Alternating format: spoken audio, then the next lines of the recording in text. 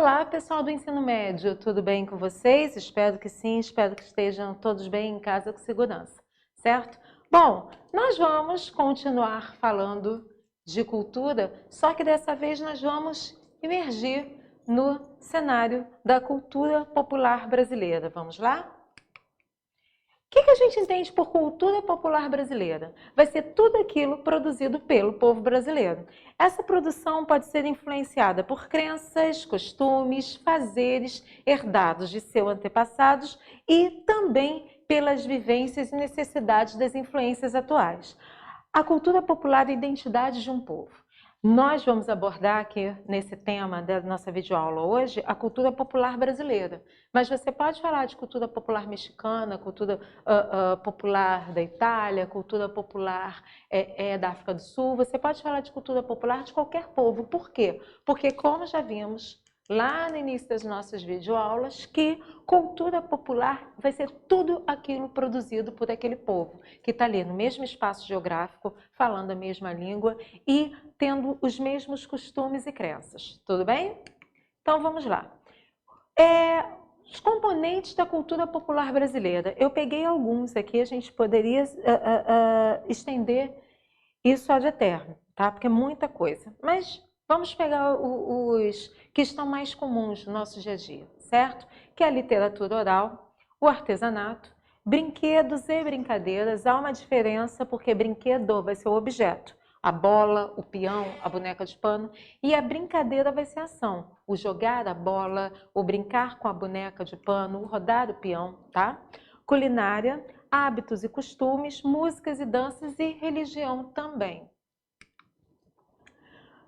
O que nós vamos chamar literatura oral? Vão ser todos os conhecimentos ensinados e transmitidos de geração para geração oralmente, como, por exemplo, as lendas, adivinhas ou charadas, músicas de entretenimento ou trabalho, os ditados populares, as brincadeiras, as rezas, tá? Sendo que hoje em dia essa literatura oral ela já não está mais tão oral assim. Por quê? Porque a gente tem internet, temos livros, televisão. Então, por exemplo, se antigamente uma música de roda, de brincadeira, era transmitida de pai para filho, como uma forma de entretenimento, de aproximação entre os dois e tal, hoje em dia eu posso buscar isso na internet.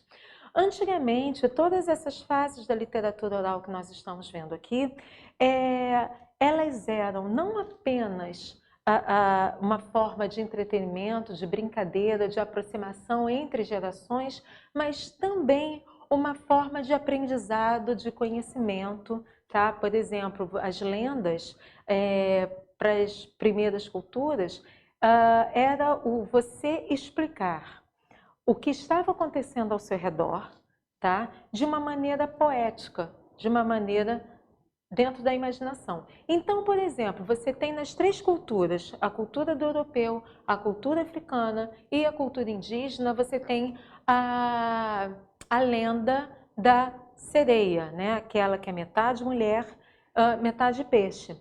Nas três culturas, se você for observar, a função dela é a mesma, né? Ela é uma mulher que é bela, que com seu belo canto ela seduz todos os homens que vão para além mar ou para as águas mais profundas de rio. Porque quando a gente pensa em rio, a gente pensa o rio ali da Taquara, que é muito curtinho, muito raso. Mas se nós pensarmos em Rio São Francisco, em Rio Amazonas, ou se a gente falar para o Egito, Rio Nilo, nós estamos falando de rios que você perde a dimensão de margem, você não consegue ver a margem do outro lado. A sensação que você tem é até que está em mar aberto, pelo tamanho dele, né? Pelo volume dele. Enfim, então se a gente pega, por exemplo, os mapas medievais, nós vamos achar no meio dos oceanos dragões, sereias, aquela linha do horizonte que a gente vê, né, quando vai lá na praia, fica pensando perdidamente no nada, né? Eles acreditavam lá, na Idade Média, mais para trás, que aquilo ali era uma grande queda d'água, né? Então, para essas populações, né, para essas culturas, precisava de uma explicação por que esses pescadores não retornavam, porque esses homens que saíam, né, em suas embarcações para além mar, para procurar águas mais profundas, para procurar terra, por que eles não voltavam? Então a lenda, ela vai ser uma explicação poética para algo do desconhecimento científico daquela cultura, tá? E ao mesmo tempo você tem a questão de você estar mais próxima do seu filho, né? A partir do momento que você conta uma história para ele, o desenvolvimento da imaginação, da criatividade. As adivinhas e charadas, né? Antigamente não existia videogame para você jogar, né? Então, qual era a brincadeira? A brincadeira era o desafio oral. Então, se eu lanço uma adivinha, uma charada, igual eu fiz uma brincadeira aí com vocês, né? O que é o que é? Foi feito para andar e não anda. Só vou dar a resposta no final, tá? Você tem as músicas, né, onde você brinca, tem músicas de brincadeira, como a música de roda, a música para pular corda, a música para fazer dormir. Você tem os ditados populares, que são grandes, grandes fontes de sabedoria popular. Olha só, diga-me com quem andas que eu direi quem tu és. Em terra de cego, quem tem um olho é rei. E as brincadeiras, que as brincadeiras têm uma função muito importante que a gente já vai ver daqui a pouco, tá? Aqui nós temos o artesanato, ele é feito com aquilo que você acha e mais abundantemente na natureza daquela região. Então, por exemplo, aqui nós temos a renda de Bilbo, né? O que é Bilbo? Bilbo é esse instrumento que vocês estão vendo, meio arredondado, acolchoado, com essas barras de madeira ou metal que ela funciona, a ponta dela funciona como um carretel e você vai ali no momento do trançar, você desenha aquilo que você quer nessa renda, tá? E é interessante porque a gente tem na cultura europeia as rendas, a gente tem nas culturas africanas e indígenas esses trançados feitos com palha, né, com materiais mais alternativos. E é interessante que muitas vezes dá para você conhecer a história daquele local, a história daquele povo só pelos desenhos trançados e traçados, tá?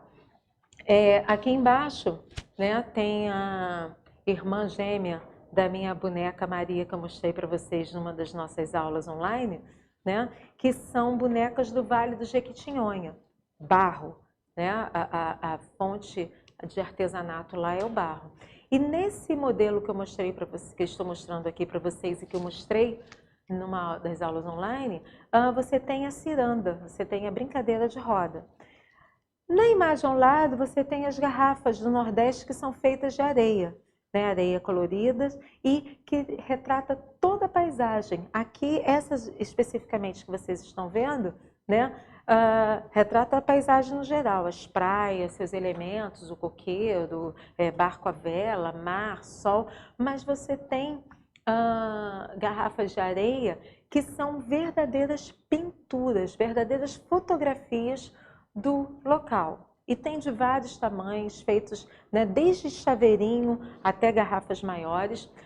Quando isso tudo terminar, essa pandemia acabar, eu sugiro a visita a dois lugares. Um é o Museu do Folclore, que fica ali no final da Estrada dos Bandeirantes, Vargem Grande, Recreio, aquela meiuca ali, que tem uma sala onde você tem uma variedade enorme de barros de argila pelo Brasil todo e você tem uma estante só da produção dessas garrafas de areia. E o outro é o Museu do Folclore no Catete também, que tem uma produção de garrafas de areia também muito interessante.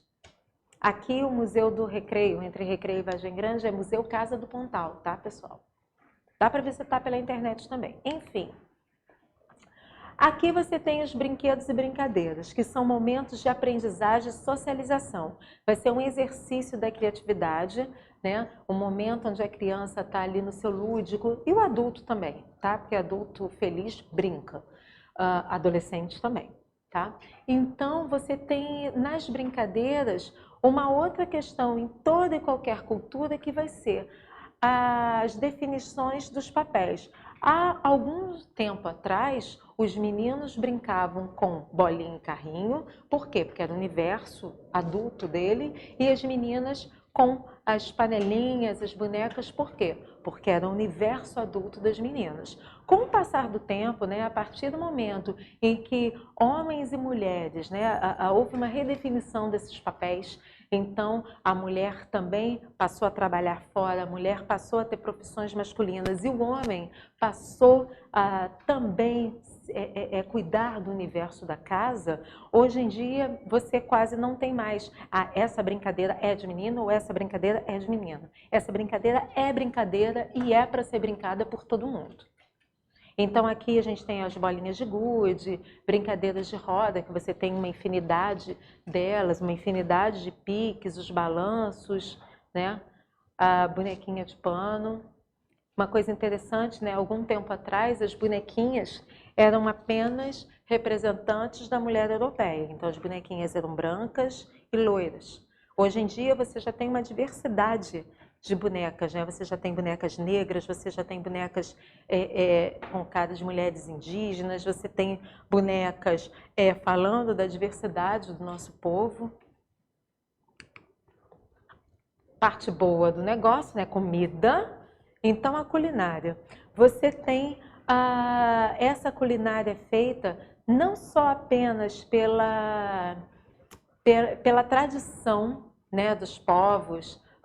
Se a gente for para o sul do Brasil, por exemplo, a culinária alemã é muito forte. Por quê? Por causa da presença da cultura alemã nessa região brasileira. Se você for para qualquer, para a orla litoral, né, do nosso país, a questão da comida ligada aos frutos do mar, né, a comida mais leve. Se você for para o interior do Brasil, por exemplo, feijão tropeiro, né, de onde surgiu essa comida que é nossa? O feijão tropeiro surge com as tropas que precisavam ocupar o interior do Brasil e eles precisavam o quê? Que a comida não se perdesse.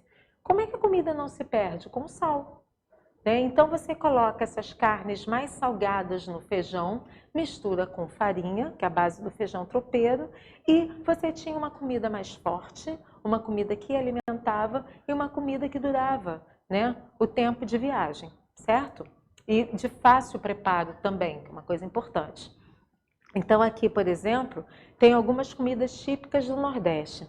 O acarajé, né, que é uma comida deliciosa e também está ligada às religiões afro-brasileiras. A pimenta malagueta, que para a gente aqui do Sudeste, do Rio de Janeiro, né, a gente até gosta de uma pimenta, mas não é a mesma quantidade de pimenta e a pimenta do Nordeste. Moqueca de camarão, sem comentários, porque eu amo camarão. Tá? O sarapatel, a casquinha de siri e o vatapá. Hábitos e costumes, a identidade local.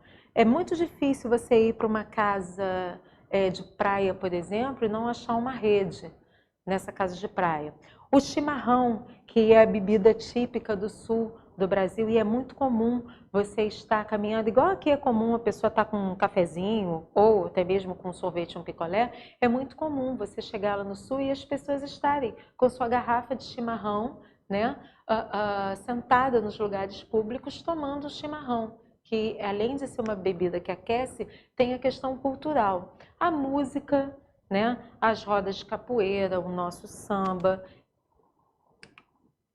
né, as nossas danças, né, as músicas e danças usadas como forma de diversão e expressão corporal.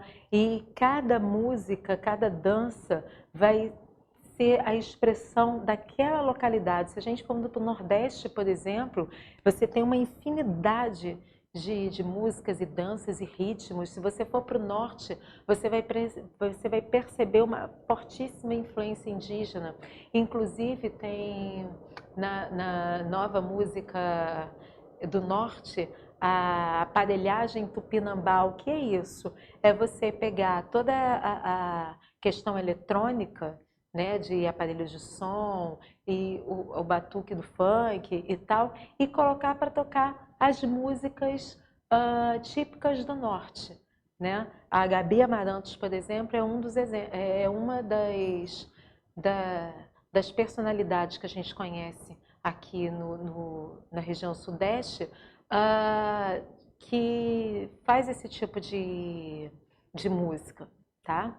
Aqui tem dois tipos eu coloquei duas imagens para vocês verem. A de baixo é um espetáculo, porque essas danças, elas começam como danças locais, elas começam como danças importantes, né, na produção do trabalho, do entretenimento e tal, mas com o passar do tempo elas vão ganhando os palcos, porque hoje em dia a vida também é mais corrida, né? Não se tem tempo, a produção é na lavoura, né? No interior precisa ser mais ágil, então os resgates dessas danças acabaram ficando em festas pontuais dessas regiões ou para os palcos. Aqui na imagem de cima, né, nós estamos vendo, se não me engano, essa é a dança do coco, tá?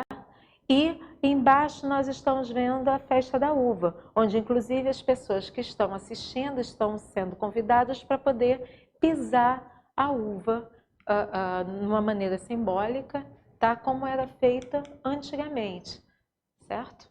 Porque assim, vocês imaginam, lá antigamente, né, início Brasil colônia, século XVI, XVII, XVIII, XIX, você está fazendo aquela ação mecânica. Peguei o café, coloquei na cesta. Peguei o café, coloquei na cesta. Olha aqui esse movimento. Dá para criar uma dança com esse movimento aqui, tá? Eu estou moendo a cana, então eu vou pegar a moenda e vou fazer esse movimento aqui para poder fazer aquela roda girar para a cana moer. Então, olha, já posso pegar isso aqui, botar um ritmo e fazer uma dança com esse movimento, tá? O trabalho de vocês vai ser o seguinte: com base nessa nossa videoaula, você vai comentar essa frase. A cultura, ela não é estática e sim dinâmica, tá? Então, a cultura não é algo que vai ficar da mesma maneira para todo sempre. Ela vai estar sempre mudando. Quem são os responsáveis por essa mudança?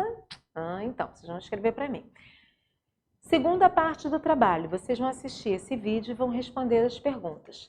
Quem foi Ariano Suassuna e qual a sua importância para a cultura brasileira, tá? Dá a dica, quem tiver irmão, parente no 7º ano, eles vão dar uma aula de Ariano Suassuna para vocês, tá?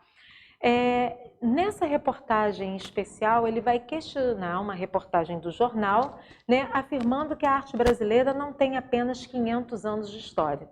Qual a razão desse questionamento por parte de Suassuna? Quais são as culturas que tiveram, né, participação na formação da cultura brasileira? Tá?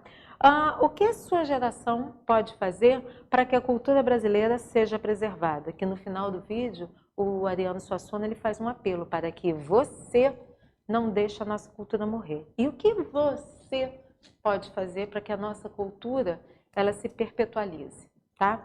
Uma coisa muito importante que eu vou levar muito em conta na hora da avaliação é o seguinte: eu quero o desenvolvimento do trabalho, eu quero coerência no que vocês estão escrevendo, tá? E conteúdo. Então não vai falar porque é bonito, porque é lindo, porque é legal, porque eu gostei. Vai mais a fundo, tá? Pesquisem, corre atrás da informação. Certo, meu ensino médio querido? Beijaço para vocês.